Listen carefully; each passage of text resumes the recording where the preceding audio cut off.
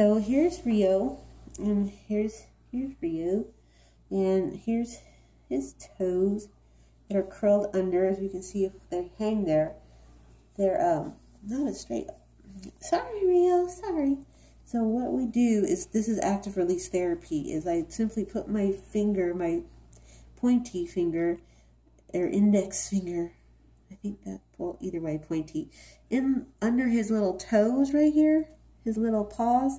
So in between the big paw and the little ones, I hold it under there and I simply push down with my thumb very gently and push gently up against his paws under there with my thumb. So I'm pushing down with my pointy and a little up, causing it to stretch out as such. But also, while I'm doing it, I'm angling his foot the way it should be, like normal. So that's a stretch within itself. As you can see, he jumped up right now. That was a little uncomfortable for him. That was a little too much.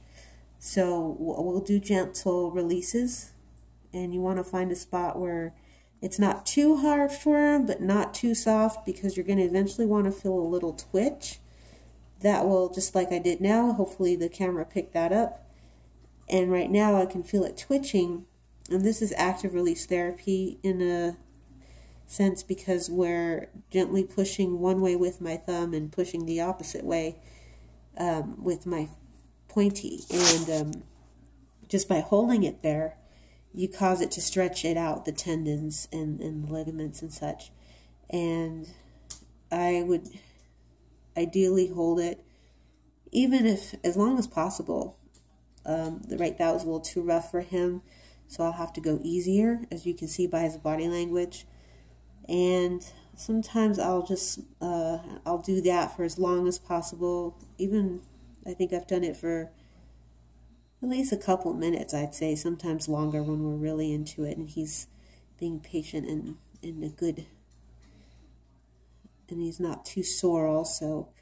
It's ideal to do physical therapy, I'd say, every other day, and especially when you really work on them, then they need to relax and heal. Right now he's still twitching as I hold, and this is the best way to stretch out. And you can see he actually enjoys some of it when it's done, you know, and not too much pressure. And he just ate, and we really didn't play first. Sorry, Rio. So sometimes I'll massage going upwards, and again trying to position his feet as they should be, because they turn inward. They were born inward like that, both of them. And where our main goal is to position them like the rest. When I do this, it's a little tight in here because the way his legs were born. So even just doing that and holding it in that position is somewhat of a stretch for him. Even going further down, releasing it like that, we'll see how far we can go. Gently there, that's little, so we have to know their body language tells us everything. So I have to just gently hold a stretch as long as I can, and as long as he'll let me. And sometimes when he was younger, I was able to push through the stretches longer because he really didn't have any control over that. So it was like we had to push through that pain, but it was for his benefit. Now that he's older, he's able to kind of fight back and push back and say, oh, that doesn't really feel too good. And so we're stretching it out and keeping this open, because generally, if you would see his cousin, nephew, brother, Godzilla, his paws are spread out. Rio's are tucked under.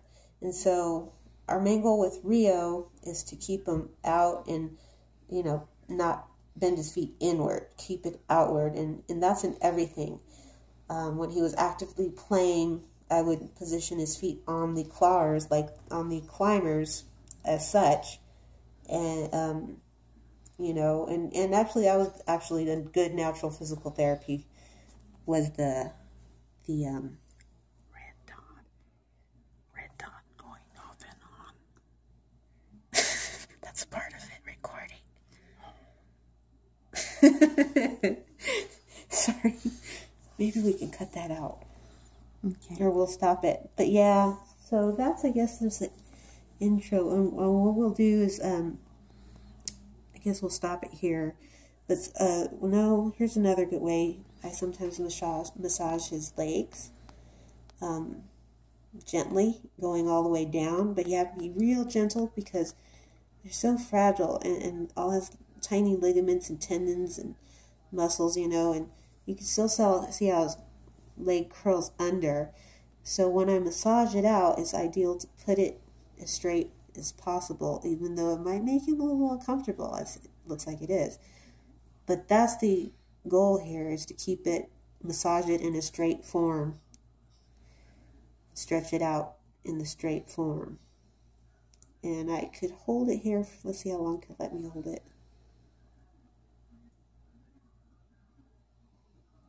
Getting a good stretch here.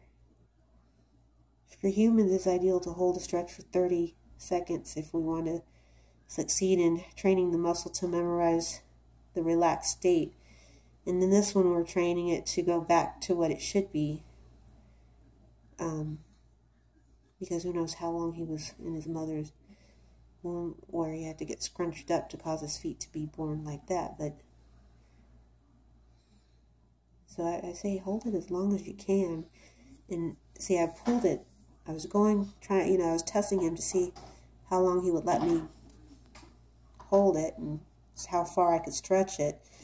So that's a good gauge on, and I could feel his toes twitching a little. So this is a good stretch. So I don't know how long for cats. I'm assuming maybe 30 seconds too, but so we'll just go as long as we can, and I'll stretch it a little more, maybe I just try to hold it still and just let it stretch naturally if it can, you know.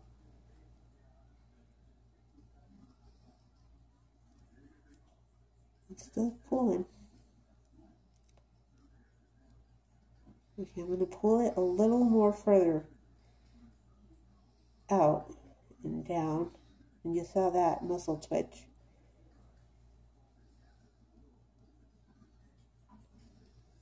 That was a good job, Rio. Boy. Yeah, that must feel pretty good for him to tolerate it so well. And then I would just massage his little fingers or claws outward, because they're so down. We want them to be relaxed in that way, and they're so tight. We want to relax them a little, so I would gently massage his little toes, even in the middle. Sometimes that was sensitive for him. But yeah, just massaging it and sending it positive love and healing prayer. Kind of sometimes this goes into a meditative state sometimes when we're in the zone.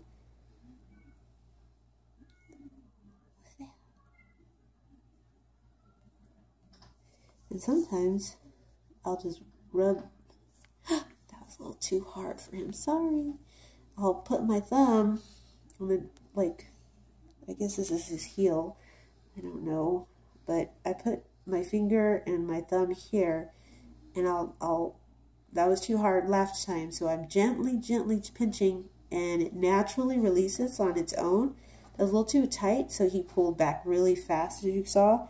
So I'll try to go lighter and see if we can get it to go naturally. There's a lot of twitching going on under here. You might not be able to see it, but there's a lot of release going on right here.